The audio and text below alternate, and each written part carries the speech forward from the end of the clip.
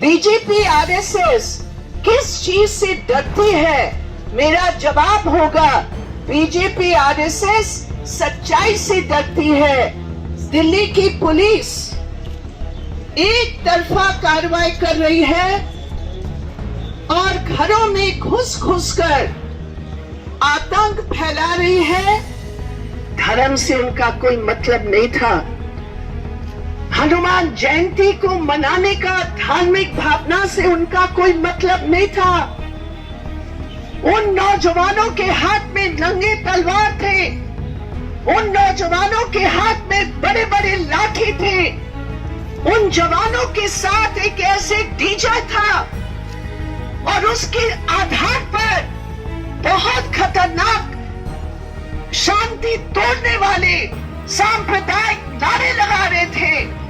पहले एफआईआर में बजरंग दल और विश्व हिंदू परिषद का नाम था, पुलिस ने हटा दिया। विश्व हिंदू परिषद का इलाके का नेता को गिरफ्तार किया। कुछ घंटों के अंदर जब धमकी विश्व हिंदू परिषद के बड़े नेताओं ने दिया पुलिस को, उनको तुरंत छोड़ दिया। मैं दिल्ली की वाम दलों को धन्यवाद देना चाहती हूं कि तुरंत जहांगीरपुरी की 16 अप्रैल की घटना के बाद हमारे साथियों ने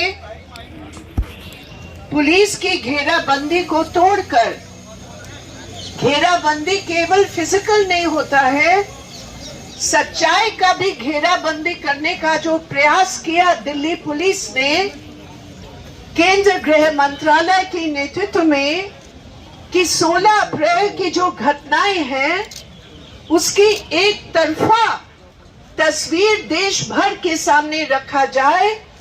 दिल्ली के वाम दलों ने एक फैक्ट फाइंडिंग टीम तैयार करके तुरंत वहां जाकर इस झूठ का जो पुलंदा बनाया गया था उसको तोड़ने का एक बहुत अहम काम किया। और इसलिए साथियों, मैं आप सबको बधाई देती हूँ, क्योंकि आज सच्चाई से अगर कोई पूछे हमसे कि बीजेपी आरएसएस किस चीज से डरती है, मेरा जवाब होगा, बीजेपी आरएसएस सच्चाई से डरती है। सच्चाई के आधार पर आंकड़ों से डरती है और इसलिए उनका हमेशा यही काम रहा है कि झूठ के आधार पर वो एक ऐसी कहानी बना ले कि जो अपराधी है उनका अपराध छिप जाए और जो शिकार हुए लोग हैं उन्हीं को शिकार बनाया जाए। कल हम लोग जहांगीरपुरी में थे और हमें पता चला कि आज भी दिल्ली की पुलिस एक तरफा कार्रवाई कर रही है और घरों में घुस घुसकर आतंक फैला रही है और पूछताछ के नाम पर नौजवानों को गिरफ्तार कर रहे हैं। वो नौजवान कौन है? वो नौजवान एक विशेष कम्युनिटी, अल्पसंख्यकों, एक धर्म में विश्वास करने वाले वो नौजवान है जो आज पूरे सी ब्लॉक में एक आतंक का माहौल बना हुआ है। हम लोग जो वामपंथी हैं, जो कम्युनिस्ट हैं, हम उन तमाम तत्वों के खिलाफ है, चाहे किसी भी धर्म के क्यों ना हो, जो दंगा फैलाते हैं। हम चाहते हैं कि पहचान करके, चिन्हित करके उनके खिलाफ सख्त से सख्त सजा हो।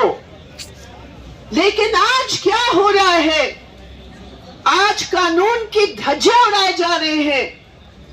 आज इस देश के एक नागरिक के अधिकारों पर जबरदस्त हमला हो रहा है और इसलिए हम ये मानते हैं कि बीजेपी आरएसएस के लिए ये बुलडोजर केवल मशीन नहीं है, ये बुलडोजर उनकी संकीर्ण विचारधारा हिंदुत्व के नाम, ये बुलडोजर उनकी खतरनाक राजनीतिक कार्यनीति के नाम, ये बुलडोजर चलाया जा रहा है संविधान के खिलाफ, जनवाद के खिलाफ, नागरिक अधिकारों के खिलाफ। और इसीलिए जहांगीरपुरी उसका सबसे जिंदा मिसाल है। पहले खरगोन में हुआ, यूपी में हुआ, हम सब जानते हैं।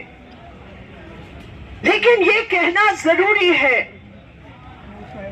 कि 16 अप्रैल को जो एक कहानी बनाई गई है कि एक शांतिपूर्ण हनुमान जयंती के लिए शोभा यात्रा पर सी ब्लॉक में पहुंचती अपराधी तत्व जो बांग्लादेशी और रोहिंग्या हैं, उन्होंने इस शांतिपूर्ण शोभा यात्रा पर पथराव किया।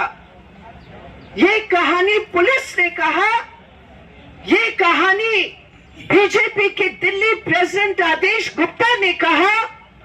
और सबसे खेद की बात है कि आप पार्टी जो यहां दिल्ली सरकार चलाती है, जिसका एमएलए जहांगीरपुरी में चुना हुआ एमएलए है, जो सी ब्लॉक के वोट की समर्थन से अन्य वोटों के साथ जो एमएलए बना है, आज वो पार्टी के मुख्यमंत्री दिल्ली में वो भी कहता है कि हाँ, पत्थर चलाने वालों पर सजा होनी चाहिए। ठीक है, पत्थर चलाने वालों पर सजा होनी चाहिए, लेकिन वो शोभा यात्रा के संबंध में पूरा खुलासा हो रहा है। हम लोग जब जाते हैं जहांगीरपुरी, जब तमाम कम्युनिटी के लोगों से बात करते, चाहे मुसलमान हो, हिंदू हो, सिख हो, पता चलता है कि 2 यात्राओं की पुलिस की इजाजत से शांतिपूर्ण तरीके से जहांगीरपुरी में अपने ब्लॉकों में घूमकर डिस्पर्स हो गए लगभग 3 साढ़े 3 बजे। उसके बाद बजरंग दल की युवा वाहिनी, विश्व हिंदू परिषद, उन्होंने ब्रिगेड पुलिस की इजाजत से इकट्ठे होकर मेन रोड पर नहीं चले, सी ब्लॉक की गली के अंदर जाकर, और वो तथाकथित शोभा यात्रा, मैं तथाकथित इसलिए कहती हूं, धर्म से उनका कोई मतलब नहीं था। हनुमान जयंती को मनाने का धार्मिक भावना से उनका कोई मतलब नहीं था। उन नौजवानों के हाथ में नंगे तलवार थे, उन नौजवानों के हाथ में बड़े बड़े लाठी थे, उन जवानों के साथ एक ऐसे डीजे था, और उसके आधार पर बहुत खतरनाक शांति तोड़ने वाले सांप्रदायिक नारे लगा रहे थे। और ठीक उस समय जब रोजा समाप्ति का समय है, जब लोग मस्जिद में जाएंगे प्रार्थना नमाज पढ़ने के लिए, उस समय ये गैर कानूनी हथियार बंद जुलूस मस्जिद पर पहुंचकर सड़क को ब्लॉक करके उकसाने वाले नारे, यहां मैं आपके इस मन से उन नारों का उच्चारण नहीं करना चाहती हूं, लेकिन जय श्री राम के साथ जो गंदे उकसाने वाले नारे मुसलमानों को टारगेट करके दिया गया, और जब बोला गया आप एक तरफ हो जाइए, वो नहीं हुए, और उसके बाद दोनों तरफ से जो कुछ हुआ आपके सामने है। लेकिन आप कारण नहीं ढूंढेंगे। आप जिसने जानबूझकर गैर कानूनी हथियार बंद जुलूस निकाला, उस पर आप कोई कदम नहीं उठाएंगे। अभी 27 जो अभी तक गिरफ्तार हुए हैं, 22 लोग मुस्लिम नौजवान हैं, 5 हमारे साथी यहाँ आशा है, ये लोग गए वहां मिलने के लिए उनके परिवार से। उनकी परिवार के 4 लोग गिरफ्तार हुए। एक जो उनका मुखिया है, एक मंदिर सरकारी जमीन पर बनी है, उन्होंने पुलिस के मुताबिक इस जुलूस का नेतृत्व दिया और उस परिवार के 4 लोग गिरफ्तार हैं। लेकिन मैं ये पूछती हूं, 120B का जो धारा लगा है उनके ऊपर, क्या हम लोग हिंदुस्तान के लोग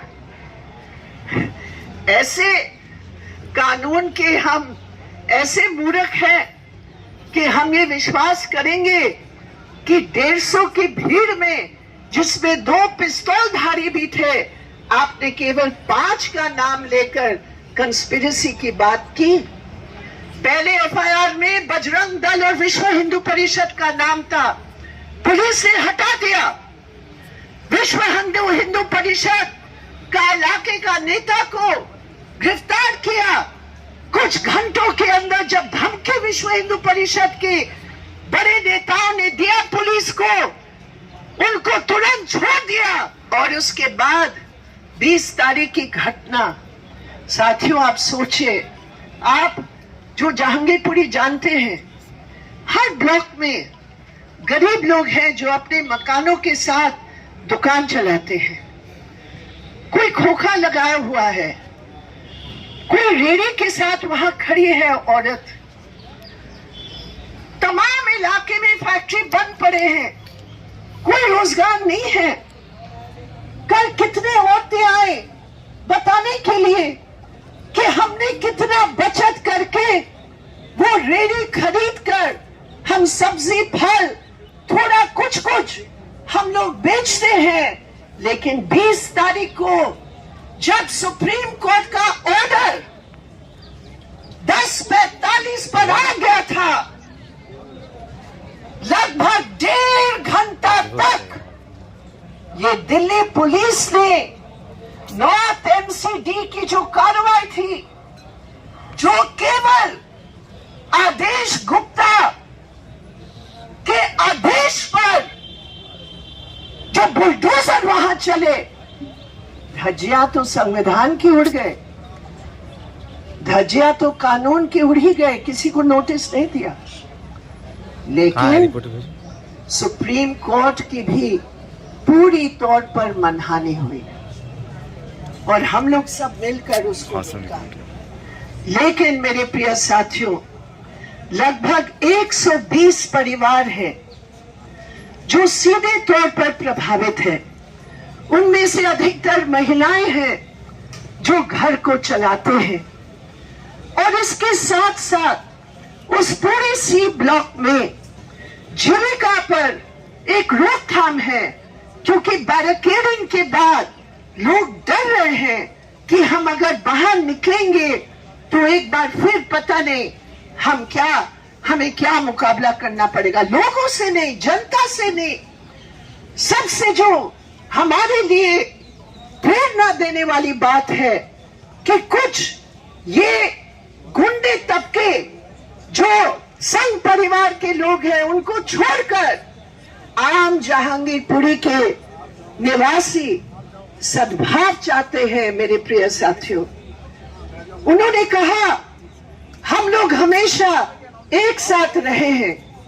जो एक दुकानदार का लूट हुआ हरियाणा का है, उसने हमें कल बताया कि दीदी एक तरफ मुसलमान है, एक तरफ हिंदू है। हमने कभी भी उनको हिंदू मुसलमान के रूप में नहीं देखा। ये मेरे ग्राहक है और हमेशा एक होकर, चाहे हम कोई भी हो, हम लोग सब गरीब हैं, मेहनत करके हम अपने दुकान को चला रहे हैं। ये क्या हुआ, ये क्यों हुआ? तो साथियों, जहांगीरपुरी की जनता एक है और यही बात है संघ परिवार की साजिश। एकता को कैसे तोड़ा जाए। नॉर्थ ईस्ट में वही हुआ 2020 में। यहाँ नॉर्थ ईस्ट दिल्ली के हमारे साथी यहाँ आए हुए हैं, अभी भी उनका घाव भरा नहीं है, क्योंकि जब इस प्रकार की हिंसा होती है तो मानसिक रूप पर, जीविका के रूप पर और जिंदगी बिताने के आधार पर हमेशा एक खौफ बना रहता है। इसलिए मेरे प्रिय साथियों, वाम दलों का ये धरना एक उम्मीद पैदा करती है कि राजनीति के अंदर के रूप पर और जिंदगी बिताने के आधार पर हमेशा एक खौफ बना रहता है। इसलिए मेरे प्रिय साथियों, वाम दलों का ये धरना एक उम्मीद पैदा करती है कि राजनीति के अंदर ऐसे वाम दलों की यहां मौजूदगी, विचार की मौजूदगी, झंडा की मौजूदगी, अन्याय के खिलाफ लड़ाई की मौजूदगी, यही जो है इस दिल्ली की जनता को आशा देगी, इस दिल्ली की जनता को उम्मीद देगी कि हाँ, हिंदुस्तान के नागरिक के रूप में पूरे अधिकार हमारे हैं और उसी के आधार पर हम यहाँ शांतिपूर्ण तरीके से हम रहेंगे।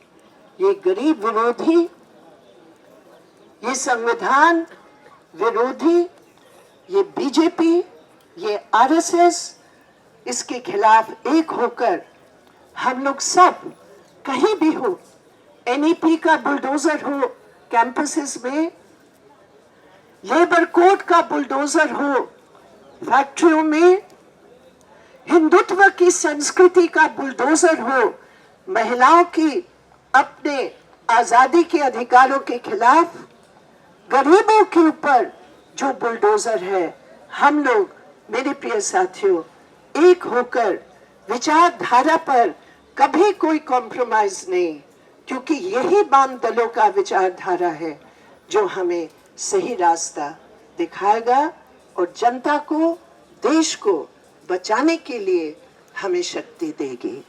इनकलाब जिंदाबाद, हमारी एकता जिंदाबाद और एकता को तोड़ने वालों का नाश हो।